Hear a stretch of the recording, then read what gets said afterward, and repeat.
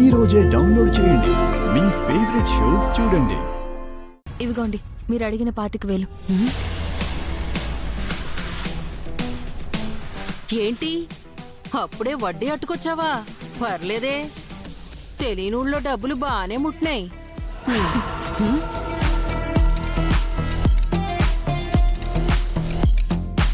ఈ వడ్డీ తీసుకునే ముందు పెంచులవ్వ మీ దగ్గర డబ్బులు ఎంత తీసుకున్నారు, దానికి వడ్డీ ఎంత అయింది అనే వివరాలు కావాలి.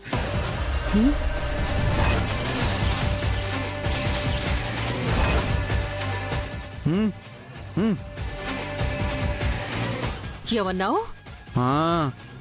ఆవో తీసుకున్న డబ్బులకి సుందరి లెక్కలు అడుగుతుంది.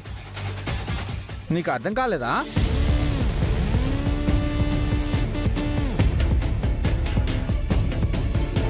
అమ్మా, మాకు కూడా మీరిచ్చిన అసలు తెలుసు, వడ్డీ ఎంత ఇస్తున్నారని తెలియట్లేదు. కొంచెం ఆ లెక్కలు కూడా చెప్పండి అమ్మా. అమ్మా, అమ్మో, ఏంట్రా నీకు నేను లెక్కలు చెప్పాలా? ఈ దాక్షాయిని ఇంతవరకు ఎవ్వరూ లెక్కలు అడగలేదు. నేను ఏసిందే వడ్డీ, నేను చెప్పిందే లెక్క, అంతే. ఇంతకు మించి అడిగితే ఒళ్ళు చీరేస్తాను. జాగ్రత్త. చూడమ్మాయి, నువ్వు ఈ ఊరి కొత్త. నీకిక్కడ కట్టుబాట్లు పద్ధతులు తెలియవు, అందుకే ఇలా మాట్లాడావు.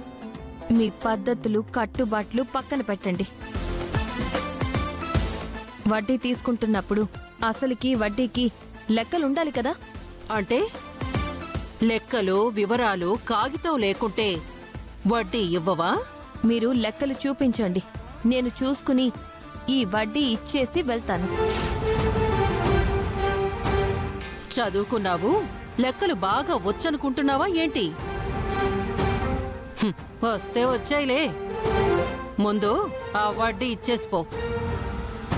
రేపొస్తే లెక్కలు వివరాలు అన్నీ చూపిస్తా.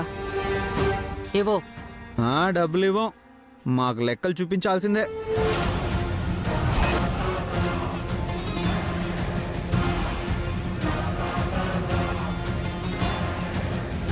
ఇప్పుడు నేను మంకు పట్టుపడితే ఎవ్వరం చాలా దూరం వెళ్తుంది. అందరూ దీనిలాగే లెక్కలు అడుగుతారు.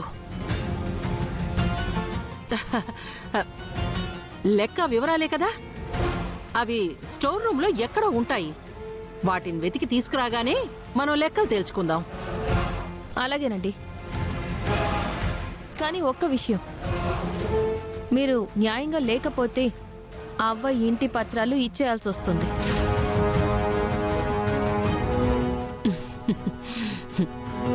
పెద్ద మాటలే మాట్లాడుతున్నావు.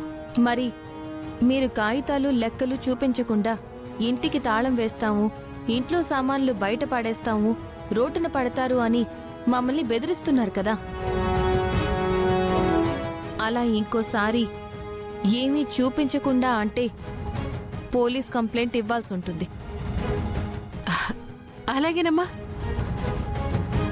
నీకు లెక్కల్లో తేడా వస్తే అలాగే చేద్దాం. బాలగారు పదండి.